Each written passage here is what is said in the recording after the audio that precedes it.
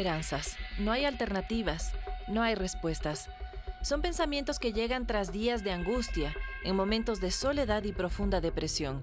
El suicidio es el acto deliberado de quitarse la propia vida. Tener una depresión muy fuerte, tal vez tener un problema psicológico como bipolaridad o esquizofrenia, a veces tener problemas económicos, desear salir de alguna situación demasiado agobiante que no le encuentra solución de ninguna manera. Según datos de la Organización Mundial de la Salud, esta es la salida a los problemas de al menos 800,000 personas cada año. Pero aquí hay un dato que sorprende más todavía.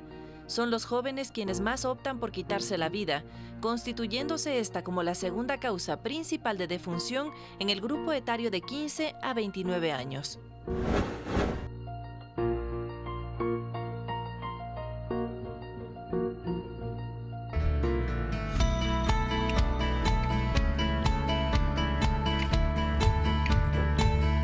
El reloj marca las 12:01, una hora menos en la región insular, y nosotros le damos la bienvenida no solo al programa, sino también a nueva semana de actividades. Y también alguien que se estrena con nuevas actividades es nuestro compañero Arturo Barriga, que se estrena como papá. Bienvenido. ¿Cómo estamos? Por supuesto que sí. Hola, bienvenidos a todos. Muchísimas gracias por darme la bienvenida. Sí, 20 días son los que he estado dedicándole solamente a la crianza de Ignacio, mi hijo, a quien le mando inmensos saludos, mi primogénito. Por supuesto, le mando a ti, a Majo también. Y a María José. Han sido 20 días fantásticos, fabulosos, los mejores de mi vida. Hay muchísimo de qué hablar al respecto, ya se los contaré de a poco, un poco, cómo han sido estos 20 días de la mejor aventura de mi vida. Muchas gracias por estar pendientes. ¿Sirvió la preparación, los programas que hicimos? Pero por supuesto que sí, muchísimo. Eso sí, cada día aparecen cosas nuevas de qué hablar, así que también propondré temas de aquí para seguir haciéndolos, porque uno, padre, va aprendiendo a hacer todos los días. Así es. Oye, tenemos muchas cosas que comentar ahora a propósito de que estás aquí. Excelente la compañía en este espacio que está dedicado a la familia ecuatoriana, y buenas noticias, sobre todo para el país, porque después de estos galardones, los World Travel Awards, también Quito se posiciona una vez más como destino líder en Sudamérica. Ganamos 14 distinciones entre las 16 categorías en las que estábamos ubicados. Eso hace pues que el turismo, nosotros estemos ya en el top del turismo, y pues también las recomendaciones a cuidar cada una de nuestras ciudades. Ya tenemos la distinción, ahora lo que tenemos que hacer es potenciar en otros ámbitos, por ejemplo, la calidad de la atención. Claro que sí, además de esperar siempre muchísimos más turistas, hay que saber que ese es el futuro innegable del Ecuador, es por allá por donde hay que apuntar. Nuestro futuro es el turismo, ese que ya no es tan futuro, sino que ya empieza a ser presente. Les esperamos muchísimo más o menos un poco más de 1 millón de visitantes tenemos anualmente.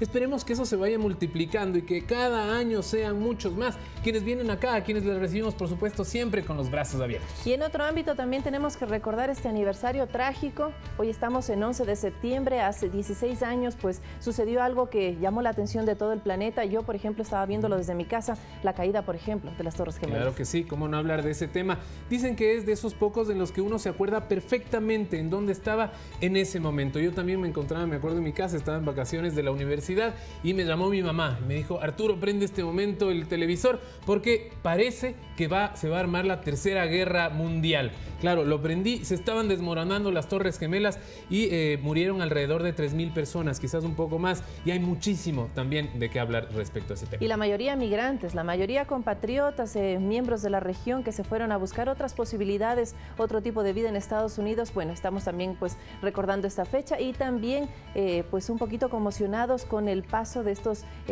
huracanes que están pues devastando el Caribe. Cuba, vimos imágenes impactantes este fin de semana, pero bueno, son cosas que pasan, son eventos de la naturaleza que nosotros no podemos controlar. Lo que sí podemos controlar es el día a día y nuestras acciones, y para eso estamos nosotros aquí. Claro que sí, y yo creo que sí vale hacer también un mea culpa a todos los medios de comunicación, quienes hacemos los medios de comunicación. Se hizo una cobertura, particularmente en CNN, la vi durante todo el fin de semana, ininterrumpida, de lo que iba a pasar en Miami, de lo que pasaba en Florida, de lo que pasaba en los alrededores de toda esta península.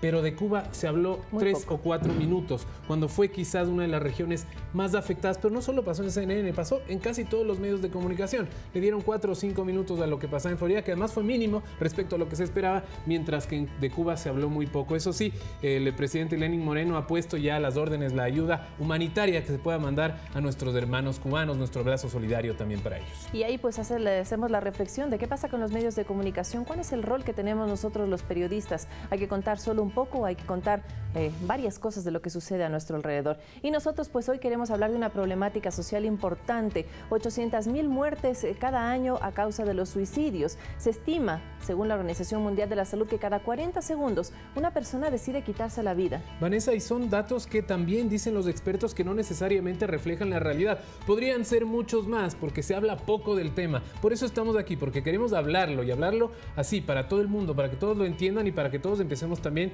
a poder ayudar y superar. Veamos las cifras entonces para darle la bienvenida a este programa en el que usted está invitado a participar activamente. Esto es Al Mediodía. Bienvenidos, bienvenidas. No hay esperanzas, no hay alternativas, no hay respuestas. Son pensamientos que llegan tras días de angustia, en momentos de soledad y profunda depresión.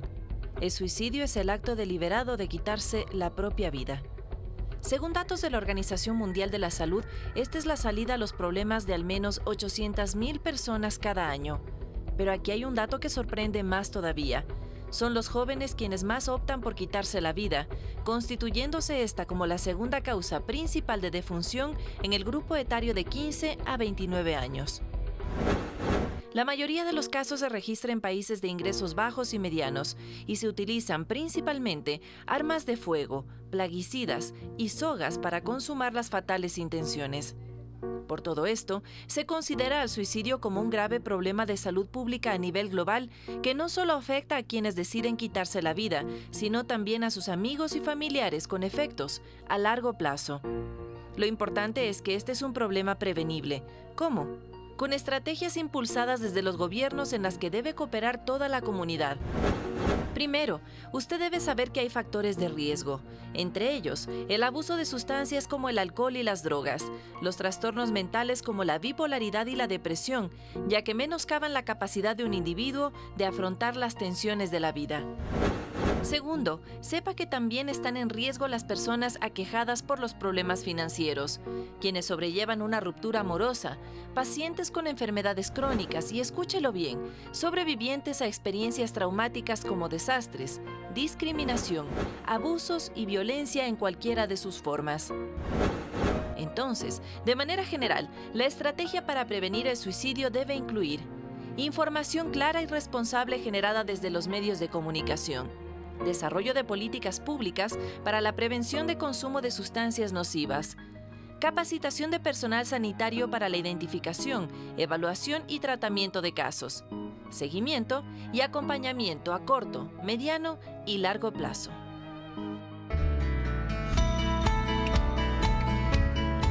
Algunos datos de interés para que usted ya vaya pues conociendo un poco más sobre esta problemática social, un programa que lo hacemos a propósito de que ayer se conmemoró el Día Internacional para la Prevención de Suicidios a nivel global, a nivel internacional. 800.000 personas que deciden quitarse la vida en nuestro planeta, pues nos da de qué pensar y nos da también un tema para que abordemos en su compañía. Vamos a darle la bienvenida por un lado a el doctor Carlos Díaz, él es gerente nacional de salud mental del Ministerio de Salud Pública. Bienvenido, gracias por participar en este programa.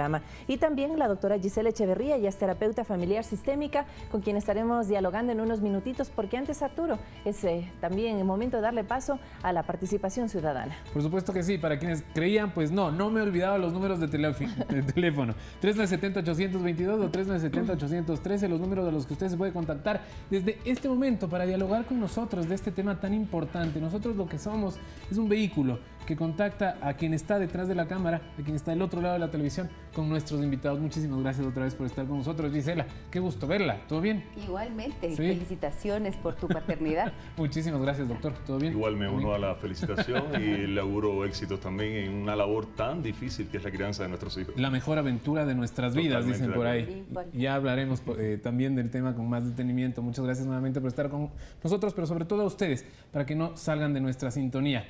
La primera pregunta. ¿Todos somos posibles ¿podríamos algún rato pensar en el suicidio? ¿Todas las personas en algún momento, doctor? Sí, es importante entender de que el hecho de que pensemos en algún momento no significa necesariamente que tengamos ni siquiera una idea suicida, un plan suicida, ni una estrategia para llevar a cabo el plan como tal, el acto suicida, no, perdón. En este caso, todos somos seres humanos, todos padecemos de una u otra manera las situaciones y los eventos que en un momento determinado nos afectan como seres humanos afín. Entonces, si nos preguntamos realmente si todos estamos propensos, por supuesto, unos en una forma o una medida mayor que otros, en dependencia de los factores de riesgo que están asociados al tema de las lesiones autoinfligidas, los intentos autolíticos y lamentablemente el suicidio consumado. ¿Puede haber una predisposición o, como lo sugieren algunos autores, por ejemplo, Durkheim, él sostiene que son momentos de la vida en los que tal vez no encontramos la salida, pero es por un cúmulo de situaciones que estamos atravesando? ¿Hay una predisposición, Gisela, o tal vez son estos momentos en los que no hay salida? Pues fíjate, Vane, que desde la perspectiva sistémica nosotros entendemos que pueden existir unas pautas de comportamiento, unos patrones de comportamiento. No sabemos si es que esto significa tener o no una predisposición, pero en general hechos tan lamentables, tan dolorosos para la vida de las familias como es un suicidio, se conservan en secreto. Tienden a generar mucha vergüenza en los integrantes de la familia y por lo tanto conservan en secreto. Y el secreto genera ansiedad, se convierte como en el tema prohibido. E increíblemente, dentro de las historias familiares que solemos revisar, vemos cómo podría esta pauta repetirse en alguna generación, quizás en la tercera, en la cuarta generación. ¿Por qué es esto? No es una cosa hereditaria, esto no es que está genéticamente, ¿no es cierto?, predispuesta a la persona. Simplemente pueden existir patrones también de comportamiento de las dinámicas relacionales, por ejemplo, dinámicas de violencia que no cesan, que se mantienen a lo largo del tiempo y que entonces se convierten en este caldo de cultivo perfecto para propiciar un desánimo, un desaliento, una pérdida del sentido de la vida, dolor, mucho sufrimiento en las personas, quizás incluso experiencias terribles que hacen que la persona sienta que no vale, que no sirve su existencia o que no es tenida en cuenta ni siente que es valiosa su vida para los que forman parte de esa familia. Ahí es en donde suelen estar las claves. ¿Qué es lo que da vergüenza? ¿Que falló la persona, que falló la familia o quién falla? ¿La sociedad en conjunto? Yo creo que ahí fallamos todos, pero fíjate que si pensamos que nosotros provenimos de una cultura con valores que provienen de la religión católica, tú te fijas que, no sé cómo sea actualmente, pero se veía que una persona que se había suicidado ni siquiera podía recibir una misa, no podía ser velado su cuerpo al interior de la iglesia, no podía recibir todo el rito de despedida que habitualmente se hace. Es decir, ya eso lo condenaba, lo estigmatizaba, y esto es el motivo de la vergüenza en las familias. Ahora, entonces es mejor cubrirlo. Con esa premisa podríamos decir que no son de ninguna manera 800,000 los suicidios, sino muchísimos más. O sea, está catalogado como cerca de 1 millón de suicidios al año aproximadamente, aunque las estadísticas de la Organización Mundial de la Salud hablan de 800,000 aproximadamente. De hecho, esto representa el 75.5% en países de bajos ingresos o medianos ingresos. Y en cuanto a la etiología y los factores predisposicionales, constitucionales, factores hereditarios o congénitos, de los que se menciona en algún que otro momento, más bien es identificar ciertos factores de riesgo. No están encaminados solamente en un tema de neurotransmisores que pueden generar episodios depresivos o algo por el estilo, sino simplemente factores de riesgo identificados como son, se habla del 90% en trastornos mentales, como son la depresión, la esquizofrenia y el consumo de sustancias psicoactivas, háblese de alcohol, tabaco u otras drogas, ¿no?, en este sentido. Entonces, son factores de riesgo que tienen que ser identificados para poder lograr un abordaje más que buscar una etiología única. Ningún trastorno tiene una etiología única. O sea, todos se abordan desde diferentes aspectos. Todos somos propensos en un momento determinado a estar deprimidos, a pasar por un duelo, un proceso de duelo que es un proceso normal en cada ser humano ante la ruptura de una relación, de las relaciones interpersonales, ante la misma emigración.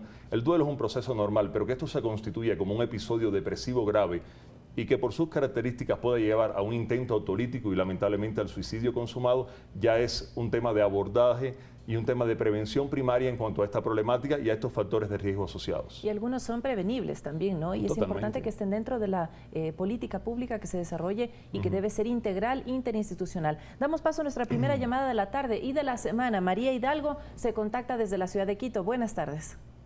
Buenas tardes, señorita. Muy agradecida por haberme comunicado con ustedes y porque felicitándoles por este hermoso programa que nos ayuda mucho a la ciudadanía. Gracias, le escuchamos. Bueno, mi inquietud es la siguiente. De acuerdo a lo que están analizando en esta mañana, quería pedir, por favor, que las autoridades competentes, como los medios de comunicación, como hagan llegar a las personas que están encargadas de ayudar con que se cumplan muchas leyes en este país, por ejemplo, como lo que están hablando ahorita del problema tan grave como es esto de los suicidios. Es como ustedes lo abordaron, el problema se viene por el alcohol, las drogas y la depresión de las personas, pero si ayudaran un poco en campañas a que no se venda mucho, no se propague mucho el alcohol, y también ayuden con que en las instituciones escolares trabajen con los padres, porque es muy lamentable que hoy en día padres de familia, siendo la cabeza de los hogares, también están involucrados en este mal, en los vicios del alcohol, de las drogas, y ¿qué estamos haciendo? ¿Qué están aportando contra la sociedad, contra nuestros hijos? Es muy triste, lamentable. Y en los planteles educativos que podrían ayudar con valores y trabajar con los padres, que son la esencia, que son el pilar de los hogares, de las futuras generaciones, de los niños, de los jóvenes. Eso les pediría, por favor, que estos programas tan valiosos hagan llegar al gobierno para que, como les decía, ayuden con campañas, con prevención, y que aborden este problema tan grave. Disculpe solo un segundito más. Es contradictorio entender de que todas las personas, los seres humanos, lo que queremos es el bienestar. Los padres queremos el bienestar de nuestros hijos. Y es contradictorio que haya familias que pongan, como se llaman, negocios, de expendio de droga, de expendio de alcohol. Entonces, ¿por qué no podemos como seres humanos trabajar en eso y ayudar realmente a que este mundo cambie, a que Gracias, los jóvenes, María. los niños puedan vivir de una manera mejor? Gracias, María. Muy importante su aporte y creo que empezamos ya a hablar sobre el tema de la prevención. Y es importante, dos cosas particulares de las que hace énfasis nuestra amiga televidente. Primero, el rol de la familia, tomando en cuenta de que esta es la segunda causa de muerte de jóvenes entre 15 y 29 años. ¿Dónde están los papás? ¿Qué están haciendo los papás? ¿Estamos tal vez trabajando muchísimo? ¿Podemos empezar por ahí, Gisela? Mira, este es uno de los temas más relevantes cuando vamos a analizar algo. Si sabemos que es en la familia en donde tendrían que cumplirse algunas tareas, como son el darle a la persona, darle al niño, darle al individuo el soporte y el mensaje de que su vida es valiosa, darle la seguridad, la contención emocional, darle el apoyo y también darle una estructura hecha en base a unas normas, unos límites. Eso significa que papá y mamá tienen que estar allí presentes para acompañar ese proceso de crecimiento y de desarrollo de los niños y de los adolescentes, de tal forma que estemos garantizando que esto se va a convertir en un individuo positivo para la sociedad. Si es que hemos dejado de hacer alguna de esas tareas bien, entonces, ¿de qué forma el niño va a sentir que su vida es valiosa? Y claro, lo que la señora nos decía es algo muy importante. Sabemos que, por ejemplo, el maltrato es uno de los principales factores que van a significar luego, se van a traducir luego en conductas de riesgo. ¿Qué quiero decir? Si mamá, papá tienen una relación de maltrato entre sí. Si uno de los dos o los dos maltratan al niño, y nosotros sabemos que las cifras del maltrato infantil en nuestro país son graves, y entonces se reproduce una ola de violencia que surge de la familia y se extiende a otros contextos de la vida. Entonces el niño siente su vida amenazada permanentemente. Y si es que esto es así, las heridas emocionales que se causan en esas etapas tan tempranas de la vida no se resuelven y más bien buscan ser aliviadas de alguna forma, de una forma muy precaria, por ejemplo, a través de las adicciones. Entonces, ¿la adicción qué es? Fíjense la palabra, lo he dicho en algunas ocasiones en este programa. Sin, dicción, palabra. Claro. Adicción quiere decir sin palabra. El comportamiento adictivo de una persona nos está informando del sufrimiento que tiene porque no ha podido expresarlo. Y en ese sentido, entonces, tenemos una responsabilidad, como bien tú decías, Vanessa, como familia, como sociedad, desde las instituciones públicas y demás. Si es que las adicciones, como bien decía el doctor, son uno de los factores de riesgo, entonces, de todas maneras, entendamos el suicidio y la adicción como un síntoma. ¿Síntoma de qué? De lo que falta hacer todavía en términos familiares, que es, el sistema básico. Es decir, es importantísimo hablar de este tema con muchísima más frecuencia y así como lo estamos haciendo en este momento, sin tapujos. Le damos la bienvenida ahora a Segundo, quien nos llama desde Sucúa, Morona, Santiago. Hola, Segundo, bienvenido. Sí, buenas tardes. Adelante. Gracias por el programa. Tengo algo muy importante que contarles, diría así. Una situación que me estaba pasando a mí hace unos 4 años. Adelante, te escuchamos. De una pareja que tenía una niña y fue un poco difícil la vida con ella. Tuvimos un hijo y ella me traicionó. Yo lo sabía perfectamente bien con quién y todo.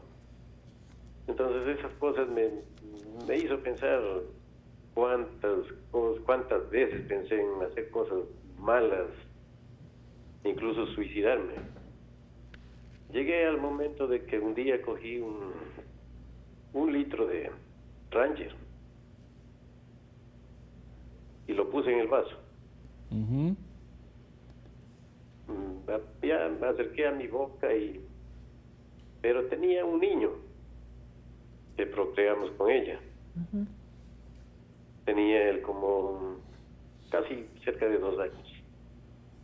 En ese momento pensé en mi hijo y dije, si yo cometo esta locura, mi hijo ¿cómo va a quedar? ¿Con quién va a quedar? ¿Quién va a ver de él después? Esa cosa me hizo reaccionar y cogí ese vaso de veneno y lo tiré al lavabo de la cocina. Son cosas en la vida que a uno le sucede. Y yo tengo 67 años. ¿Cuántos años, Segundo? Soy padre de 8 hijos. Desde el último hijo que tuve con mi segundo compromiso. Ya. Y fue bastante Santiago, doloroso para mí.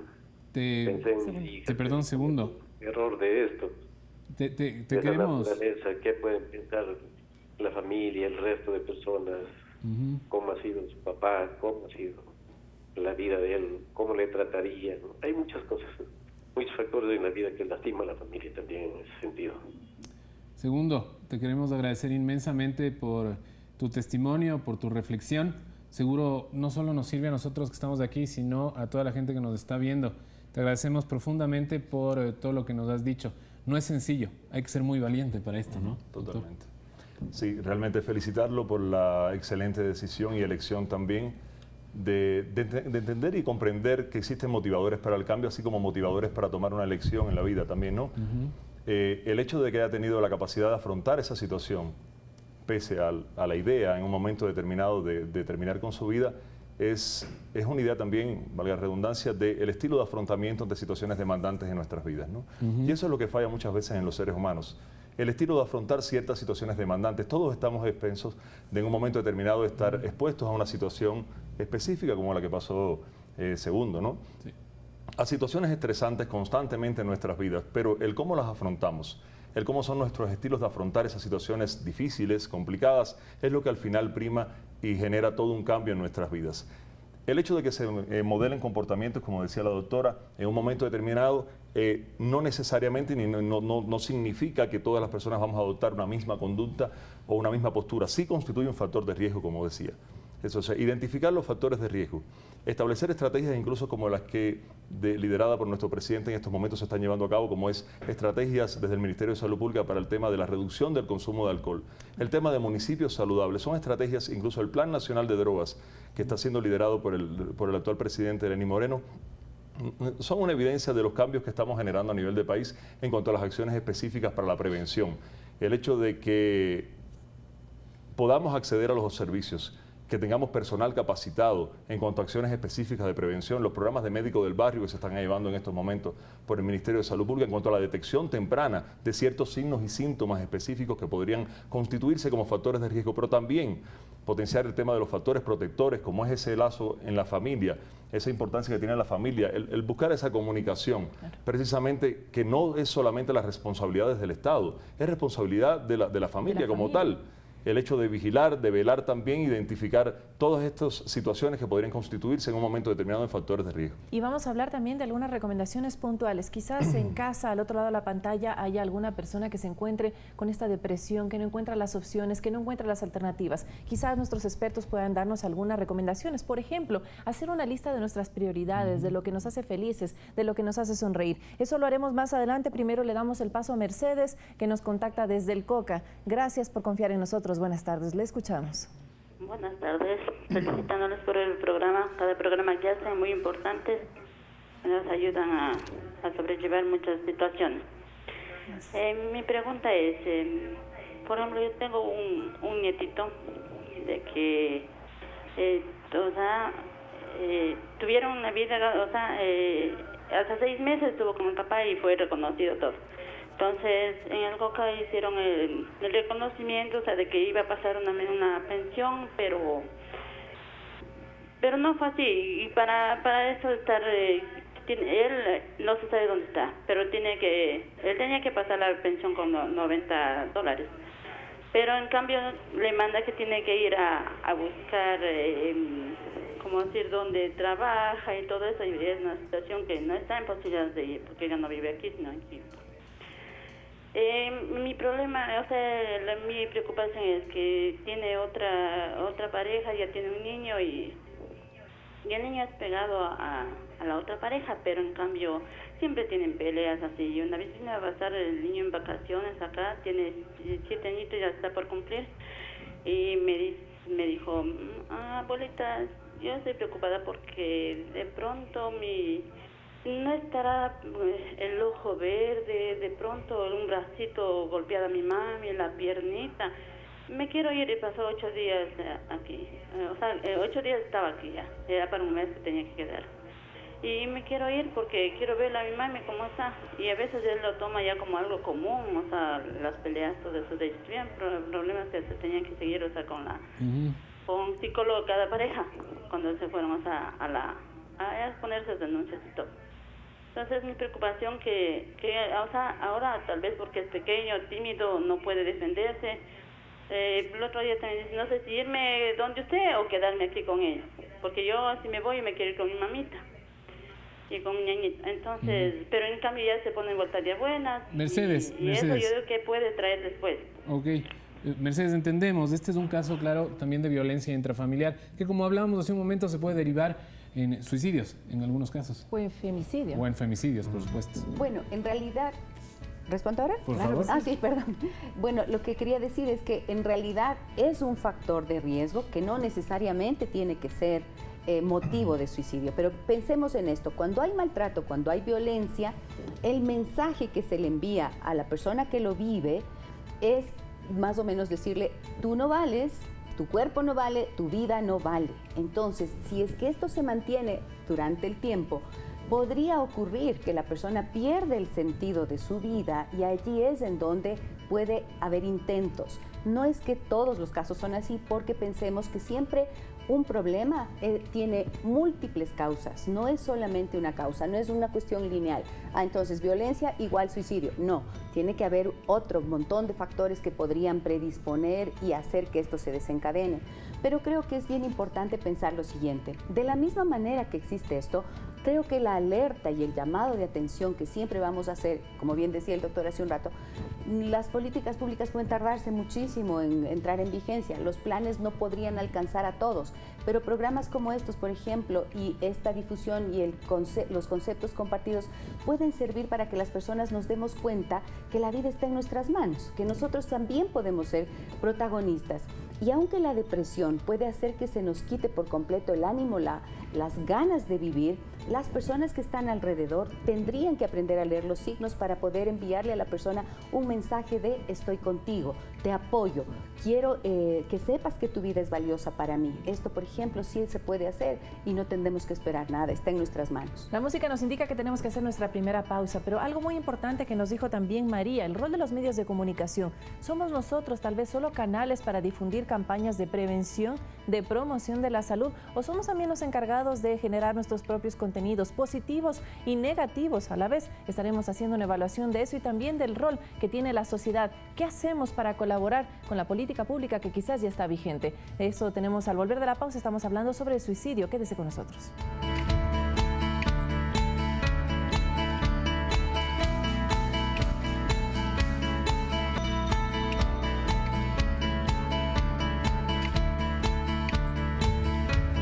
Muchísimas gracias por continuar con nosotros. Son exactamente las 12:32 de la tarde. Se nos fue ya la primera media hora del programa. Les seguimos invitando para que se comuniquen con nosotros.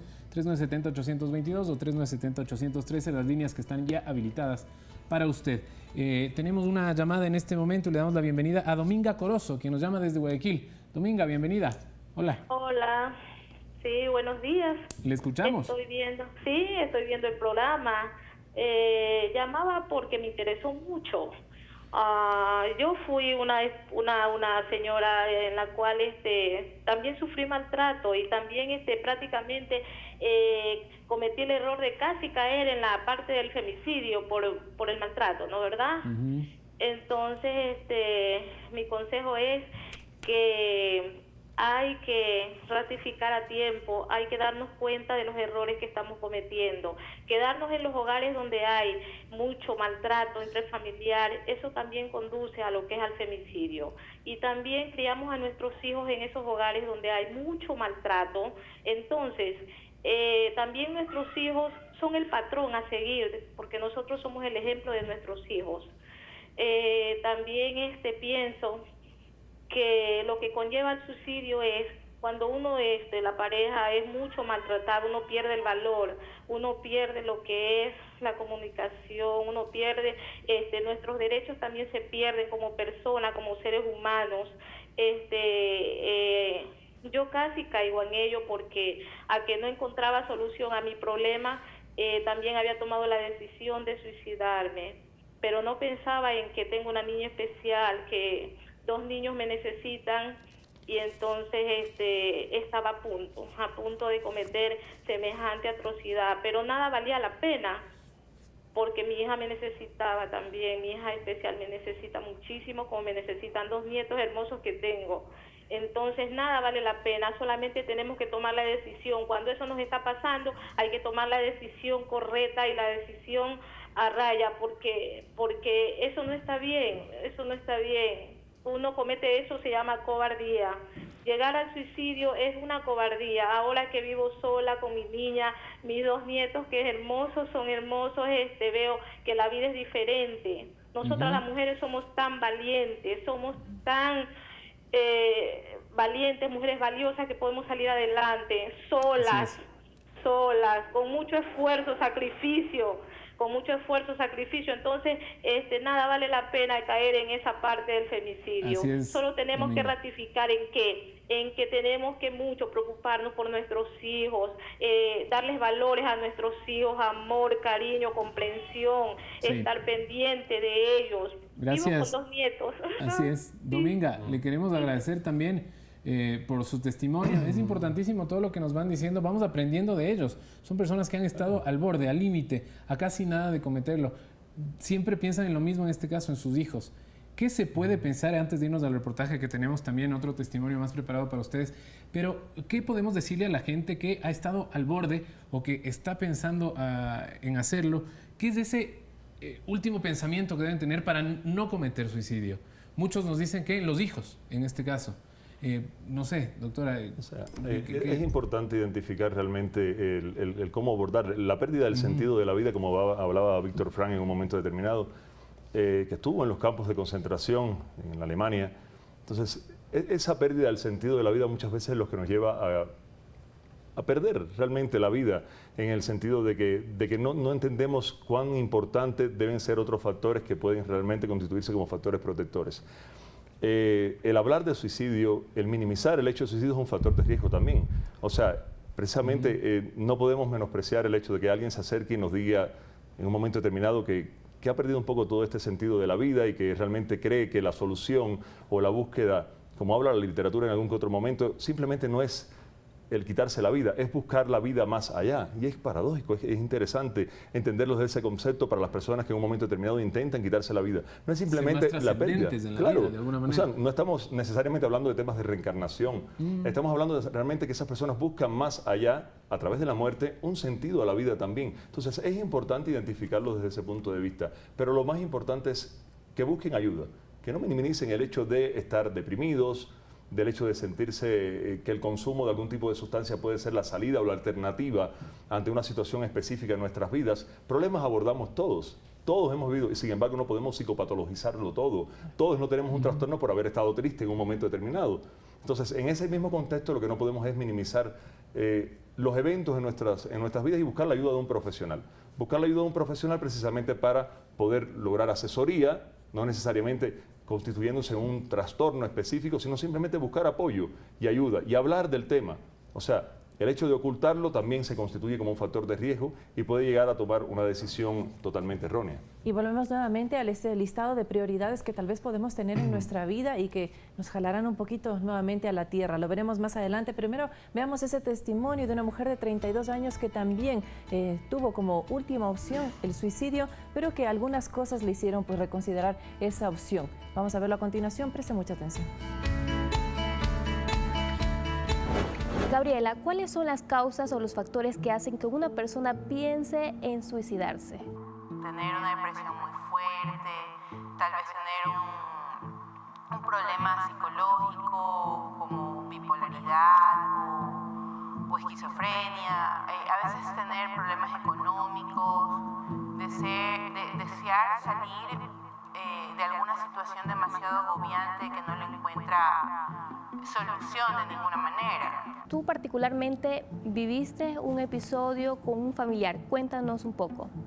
Mi mamá trató de suicidarse varias veces, pero ella tiene un cuadro, un poco particular. Lo que pasa es que ella tiene esquizofrenia y también tuvo una depresión muy fuerte a raíz de su divorcio. Y como una especie de intento de ayudarla a sobrellevar la depresión de aquel momento, mi mamá se fue a trabajar con otro familiar en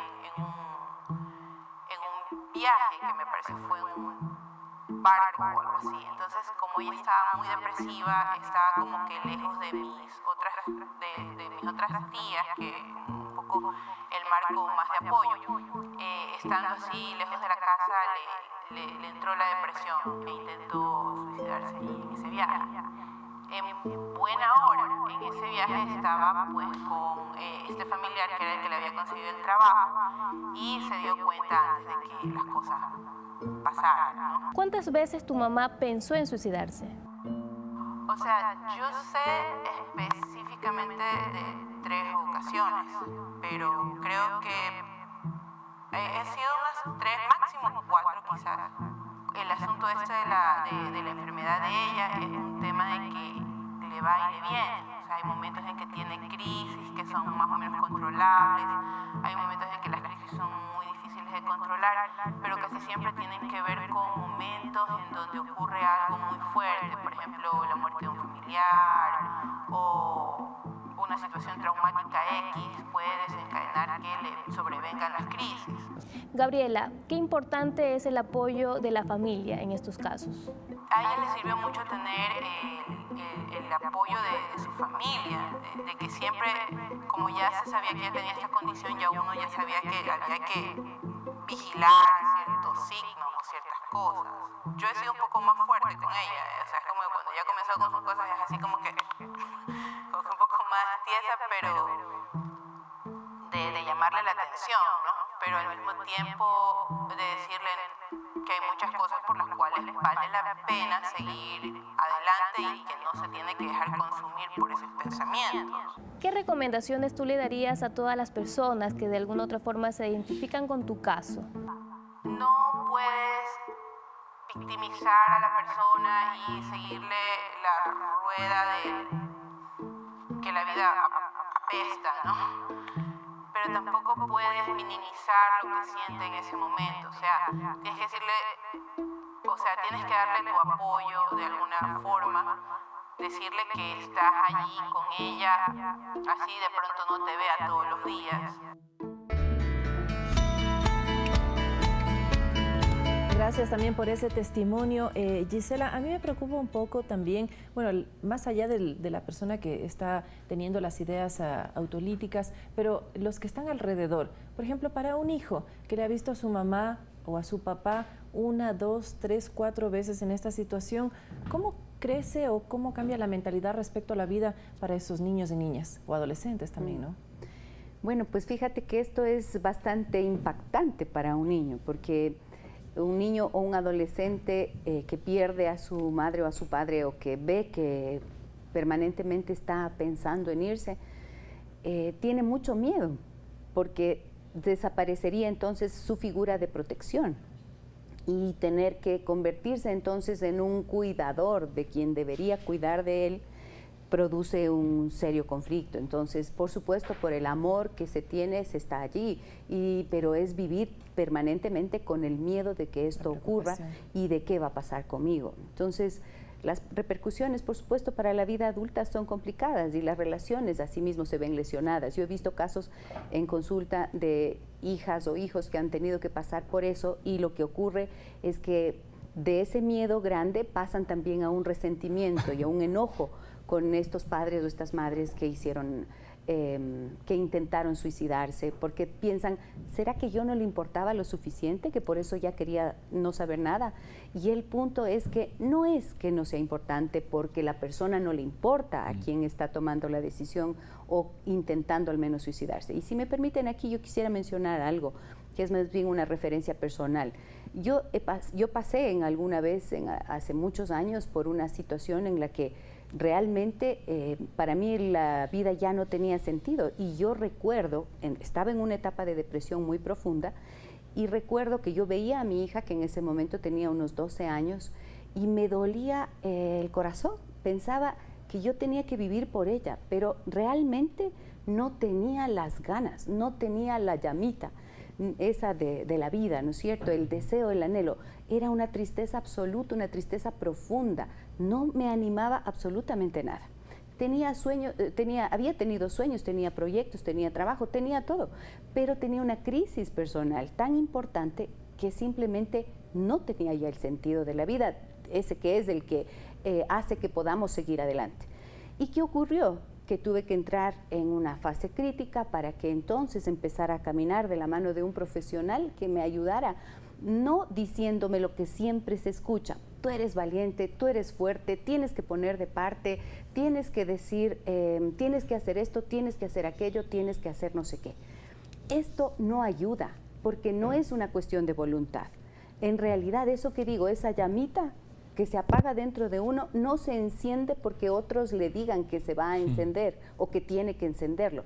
Por eso es tan importante acudir a buscar ayuda profesional, que es la única que en realidad puede lograr que esta situación se supere. Ahora bien, si nosotros no tenemos los recursos para buscar ayuda profesional, a mí me pasa que a veces me llaman personas de Cuenca, de Loja, de otras provincias del país. Nosotros vivimos acá en Quito y me dicen, vea, ¿cómo hago? Me escriben mensajes de texto a la página de Facebook, me escriben, me cuentan las historias enteras Y a veces yo me tomo el tiempo para escribir una respuesta porque entiendo la desesperación de las personas. Y a veces solo esa interacción significa, ya le importé a alguien, y entonces de ahí me agarro como para poder encontrar la fuerza. Entonces, frases, me gustaría hablar de esto, frases que no se deben decir y signos que no se deben dejar de tener en cuenta. Si es que la persona tiene tristeza por un tiempo superior a 15 días y no se levanta y no tiene ánimo, por ejemplo, duerme demasiado, o ya empieza a decir cosas como, cuando yo no esté, harán esto, ¿no? Cuando yo falte, no le de importar a nadie, o algún día voy a desaparecer. Cuando dicen este tipo de cosas las personas, no es para aterrarnos y decir, uy, ¿te vas a suicidar? Esa es una pregunta que no se debe hacer. ¿Te vas a suicidar? O, ¿y por qué no te suicidas? Estas son cosas que hacen que la persona que está buscando ser importante o significativa para alguien entienda que en efecto su decisión no es tan descabellada. Entonces el mensaje es, oye, he notado que estás triste, muy triste últimamente. ¿Hay algo que pueda hacer por ti? ¿Puedes confiar en mí? ¿Necesitas que te ayude? ¿De qué forma crees que te puedo ayudar? Tu vida es muy valiosa e importante para mí. Si yo le digo esto a la persona y entonces le puedo decir, ¿sabes qué? Me parece que puede ser buena idea que busques ayuda profesional. Y si es que llegan a haber intentos concretos, reales, ya un intento, eso significa buscar ayuda inmediata. Si es que es una crisis, una situación crítica la que las personas están viviendo o las familias, llamar al 911, acudir a las instituciones, a una institución de salud, ingresar por emergencia para que pueda haber la contención necesaria. Ok, entendidísimo. Y las sugerencias, eso es lo que pedíamos precisamente, darnos cuenta y qué hacer en estos casos emergentes, porque son emergencia. No es nada más que eso. Le damos nosotros la bienvenida ahora a Cecilia Andrade desde Quito. Cecilia, bienvenida. Gracias por llamarnos. Gracias a ustedes la oportunidad que nos dan. Yo estoy pasando por un momento difícil. Una hija nos llamó asustada. Ella es muy callada, pero ya creo que las cosas le vio graves, que llama por teléfono, que le ha mandado sacando, y muy violento es el esposo. Ella muchas veces le justifica, pero nosotros ya vimos, fue recién el viernes, entonces no sabíamos qué hacer con mi esposo. Le llamamos por teléfono a una prima de él para contarle. Entonces fuimos nosotros esa noche y le pusimos este caso, que qué pasa. Entonces empezó él a gritar, a ponerse muy agresivo, incluso se puso agresivo conmigo. Ella no decía nada, asustada, ¿no? Pero el dolor más grande que le da a una abuela es verle cómo se pone de violento viendo los niños, ¿no? Tiene 3 niños pequeñitos y no sabíamos qué hacer, hasta es que, como le digo, le avisamos a la prima ha ido y bueno, les he hablado clarito, ¿no? Porque ella también ha pasado por una violencia y entonces ella dice, mi problema, yo pasé por esa violencia. Mis padres se divorciaron cuando tenían 3 años, cuando yo tuve 3 años, y entonces eso yo les dije, porque mis nietos son 3 muy pequeñitos, la mayor tiene 4 y 1 año.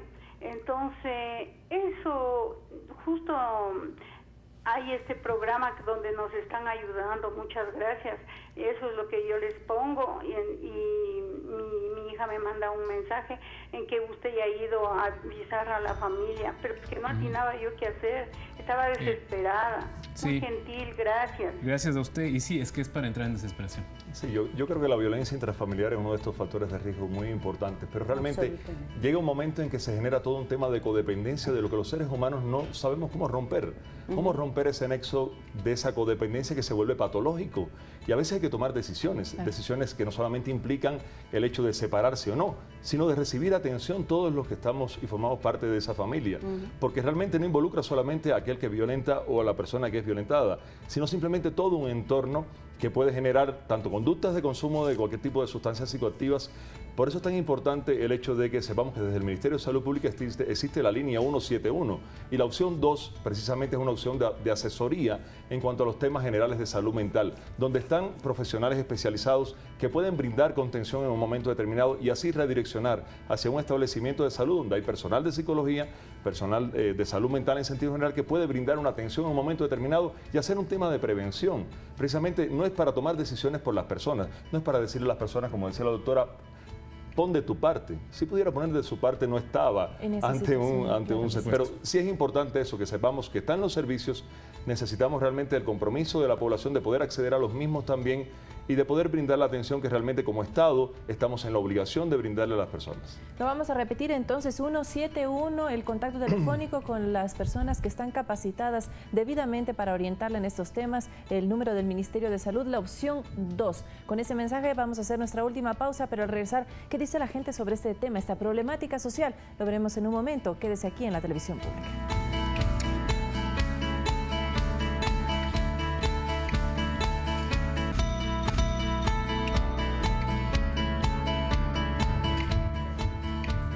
Suicidio, el tema que estamos topando hoy aquí al mediodía, son exactamente las 12:53, nos quedan pocos minutos más, vamos con nuestro segmento ¿Se dice qué? ¿Qué es lo que dice la gente respecto a este tema? ¿Será verdad o no tanto? Veamos, la primera claqueta nos propone, se dice que el que dice que se quiere suicidar no lo hace. ¿Será verdad o no? Absolutamente, el que dice que se quiere suicidar, o sea, es uno de los factores de riesgo identificados, o sea, el hablar de suicidio, que la persona manifieste en uno u otro momento, no significa para nada que lo vaya a intentar. ¿No es solo por llamar la atención? Para nada, absolutamente. Las personas simplemente dan señales de alerta. Es una alerta que estoy manifestando, como el niño a través de su comportamiento se manifiesta de una u otra manera. Esta es una señal de alerta. Este es un factor de riesgo para identificar. Las personas cuando dicen que se quieren suicidar, realmente es cuando más están pidiendo intervención, lo que no lo verbalizan de la mejor manera o no lo expresan como quizás uno está acostumbrado a escuchar. Perfecto. Vamos a ver qué nos propone. El siguiente se dice que, de la tarde, ¿las tendencias suicidas son hereditarias? Lo hablamos, doctora, un poco. Sí, lo habíamos mencionado y lo que yo decía es que no es que sean hereditarias porque están en los genes. Son conductas que pueden ser desencadenantes, existir factores desencadenantes a situaciones predisponentes. Es decir, como explicábamos antes, si hay un contexto familiar, un contexto laboral, un contexto económico que favorece la pérdida del sentido de la vida y que uno a sí mismo no se vea como alguien valioso, entonces esto podría dinamitarse por un evento como una pérdida, por ejemplo.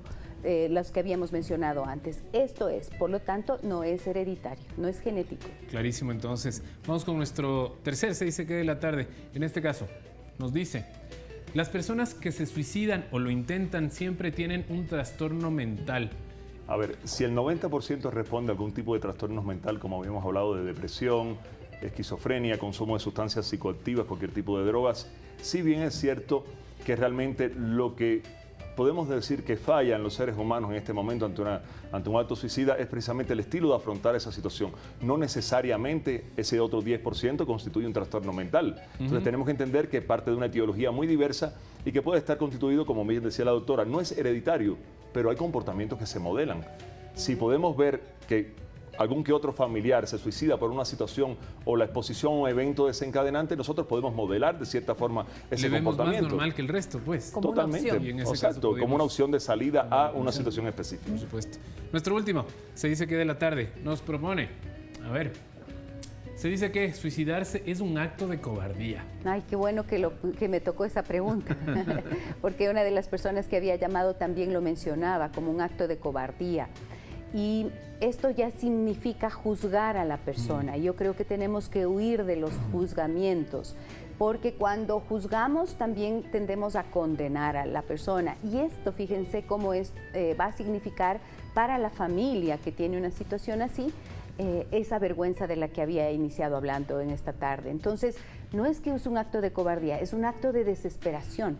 Es un acto que desde esta situación tan crítica, este estado emocional extremo que la persona vive, es la única opción que encuentra en su camino. Es una forma de huir, una forma de escapar. El doctor también mencionaba una forma de darle otro sentido a la vida. Es una forma de aliviar el sufrimiento. Veo yo que es la clave, la forma de aliviar el sufrimiento. ¿Y quién no quiere hacerlo?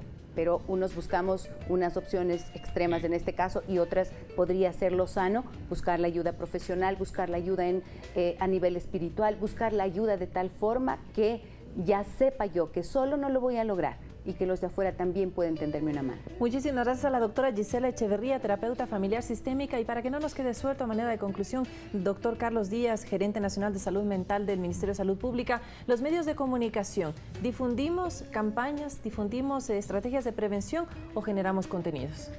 Yo creo que lo que estamos haciendo y lo que están haciendo ustedes muy bien en estos momentos es realmente generar estrategias de comunicación que están enfocadas más bien en el tema de prevención, hablar de signos y síntomas, hablar de factores de riesgo, más de que hablar de estadísticas específicas y generar todo como un caos social en cuanto a la problemática, que si bien es cierto, no debemos enfocarnos en los resultados, sino más bien en las acciones de prevención y promoción de la salud, como muy bien están haciendo ustedes en este momento. Hay una famosa serie, antes de terminar nos quedan 2 minutos, un poco menos quizás, 30 Reasons Why, se llama en inglés, 13 razones por qué vale la pena verla en familia, nos sirve para discutir el tema, para recomendársela a la gente. Pues yo siempre digo que todos los productos comunicacionales son susceptibles de ser consumidos si es que se lo hace de forma activa. ¿Qué quiere decir esto? Cuestionando, criticando, para poder formarnos nosotros nuestro propio criterio. Y entonces, si es que van a ver esa serie en donde se ven como 13 razones por las que un adolescente puede querer morir, entonces hay que hacerlo en familia, pero no para decir, ay, qué horror, cómo se están intentando suicidarse, sino veamos, exploremos cuáles son las razones que pueden hacer que un adolescente pierda el sentido de la vida. ¿Qué pasó y qué hacemos, no? Y tener mucho cuidado. Muchas veces la comunicación puede ser un factor de riesgo, puede ser un incentivo para. Exacto. Entonces ahí es donde tenemos que tener cuidado, por supuesto.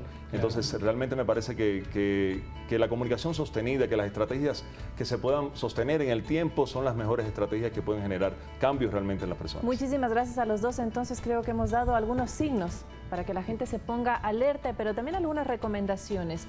Arturo, mañana otro tema de interés. Por supuesto que sí, les recordamos 13 razones por qué 30 Reasons Why la encuentra usted en la plataforma de Netflix. Si la quiere ver con sus hijos, se la recomendamos de verdad. Nosotros nos despedimos mañana, vamos a hablar de la vista. Así, un importante sentido que debe ser cuidado. Tendremos recomendaciones también. ¿Y cómo avanza la tecnología? Ahora hacen trasplantes de córnea. ¿Cuántos dedos ves aquí? Yo veo 5, pero porque estoy con lentes de contacto. Si no, no sabríamos. No veo nada. Cuide su vista y de eso hablaremos mañana. Por supuesto, le invitamos entonces para que nos acompañe.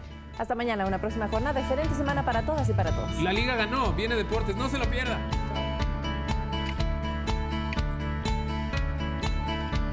Chao.